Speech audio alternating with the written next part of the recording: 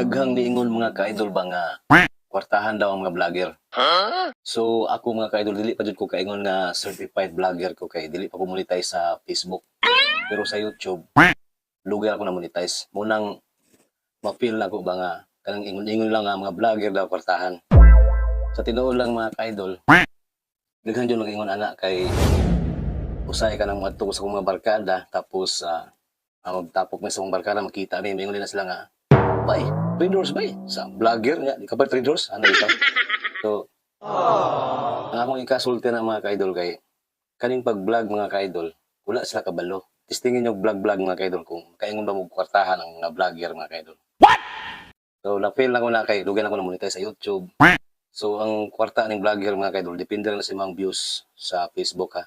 Depende rin sa imong views kung sige ka naga-upload tapos ang imong gina-upload kay